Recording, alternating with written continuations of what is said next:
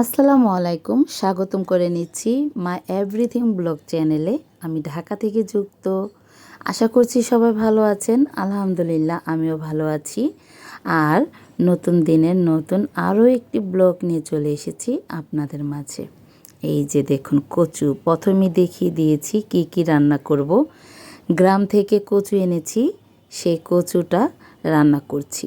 অর্ধেক ভাপ দিয়ে নিছি, হলুদ দিয়ে একটু ভাপ দিয়ে নিছি কচুটা, না হয় গলা চুলকায়, মানে অনেকে বলে আর কি, তাই আমিও করি। কিন্তু গলা কিন্তু একদমই ধরে নাই, এই কচুতে গলা ধরে না। আমার ভাবি ভালো করে পরিষ্কার করে কচুগুলো আমাদের ছোট ছোট করে কেটে প্যাকেট করে দিছে। আর কচুগুলো হচ্ছে আমার চাচতো ভাই ওনাদের জায়গায় লাগাইছিল, ওইখান থেকে তুলে দিছে। মানে আমরা ঢাকায় আসতেছি, এই জন্য কিছু কচু উঠাই দিছে ওনাদের জায়গা থেকে।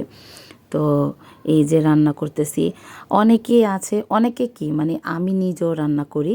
এখানে যদি এই যে ছোট ছোট গুঁড়া চিংড়ি মাছ দেওয়া যেত, বা ইলিশ মাছ অথবা গরুর মাংস দিয়ে, অনেক কিছু দিয়ে কিন্তু রান্না করা যায়। কিন্তু আমি এই প্রথম ফার্স্ট ডিম দিয়ে রান্না করতেছি।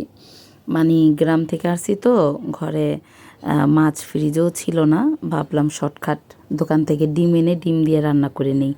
মুরগির মাংস ছিল, মুরগির মাংস তো রান্না করে মেয়েদের খাওয়াইছি এর আগে। তো এবার ভাবলাম ডিম রান্না করি। তো এই যে দেখুন, ডিম দিয়েও কিন্তু খারাপ হয় নাই, অনেক ভালো হয়েছে। কচু দিয়ে সব কিছু দিয়ে রান্না করা যায়, ছোট পুঁটি মাছ, ইলিশ মাছ, গরুর মাংস, ছোট চিংড়ি মাছ। তো আমি ডিম দিয়ে রান্না করলাম। আর এখানে এই যে করলা ভাজি, আমাদের ঘরে সবার পছন্দ এই করলা ভাজিটা। তো এটা হচ্ছে বিকেলবেলা। বিকেলবেলা আমরা শুকনা মরিচ পুড়ে লবণ দিয়ে জাম্বুরা ভর্তা বানাইছি। জাম্বুরা ভর্তা খেতে ভালোই লাগে। তো বিকেলে একটু জাম্বুরা ভর্তা খেলাম। তো জাম্বুরা ভর্তা খেতে খেতে আমি আমার প্রিয় ভাইয়াদের, আপুদের মনে করিয়ে দিচ্ছি, আমার ভিডিওর কোনো অংশ, কোনো জায়গা যদি আপনাদের কাছে ভালো লেগে থাকে, তাহলে একটি লাইক করে দিবেন এবং পরবর্তী নোটিফিকেশন পাওয়ার জন্য একটি সাবস্ক্রাইব করে দিবেন। কমেন্ট করে আপনার মতামত জানাতে পারেন। এই যে পুঁই শাক আমার বারান্দায় টপে হয়েছে, টপে লাগিয়েছিলাম, সেই টপে এই যে পুঁই শাক হয়েছে। পুঁই শাকগুলো কেটে ফেলবো। এখান দিয়ে হয়েছে কি, কালকে না পরশু দিন যেন মিস্ত্রিরা এখান দিয়ে ওই যে এসি লাগাইছে, তো মই নিয়ে এই যে চিবি দিয়ে, মানে যে এটা তো হচ্ছে একটা চিপা জায়গা, তো এখান দিয়ে উঠছে। ওনারা ওঠার কারণে ওনাদের সাথে ঘষা খেয়ে গাছগুলো ভেঙে গেছে, একদম নিচের দিকে মানে ঝুলা পড়ছে। এগুলো আর ভালো থাকবে না, যা বোঝা গেল। তো এটা হয়েছিল পরশু, তো কালকে আর আমি খেয়াল করি নাই, আজকে আমার খেয়াল হয়েছে কাপড় দিতে আইসা। তো ভাবলাম কি বিকালবেলা কাজ শেষ করে বিকালবেলা সবগুলো কেটে নিব, নষ্ট হওয়ার থেকে কেটে নিব, খেয়ে ফেলবো, কাজে দিবে। তো দুপুরে দেখছি, দুপুরে চোখে পড়ছে। তো এই যে এখন বিকেলবেলা এই যে ফ্রি হয়েছি, এইগুলো কেটে নিচ্ছি। আর একটু আমার বারান্দার একটা ময়না পাখি, একটা টিয়া পাখি দেখালাম। এগুলো কিন্তু রিয়েল না, কারণ রিয়েলগুলো আমার ভালো লাগে, কিন্তু ওদের খাঁচায় আটকায় রাখতে হবে, তার জন্য আমি রিয়েল কিনি না, একটু ক্লে দিয়ে আর কি বানাই নিচ্ছি। খুব ভালো লাগে বারান্দা একটু সাজিয়ে গুছিয়ে রাখলে।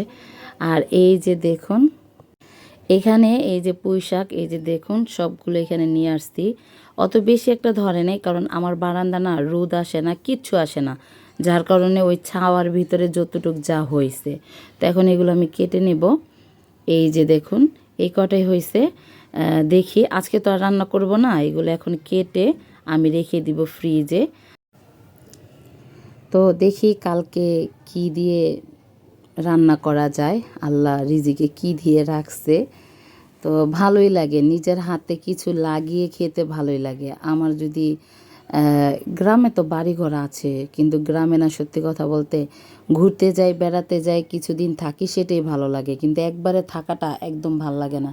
তো এই যে আসলে আমার যদি একটা নিজের বাড়ি থাকতো, আমি ছাদের উপরে অনেক গাছ লাগাতাম, অনেক গাছ, মানে কি গাছ নাই, এরকম কোনো গাছ নাই যে আমার ছাদে কেউ পাবে না, আমি সব ধরনের গাছ লাগাতাম।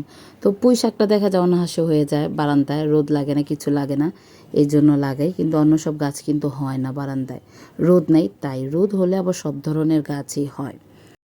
এখন এগুলো ভালো করে কেটে নিয়ে ফ্রিজে রেখে দিব, মানে আল্লাহ যা খাওয়ায় কালকে খাবো। আর এখানে বিদায় নিচ্ছি। সবাই ভালো থাকবেন, আমার ফ্যামিলির জন্য দোয়া করবেন।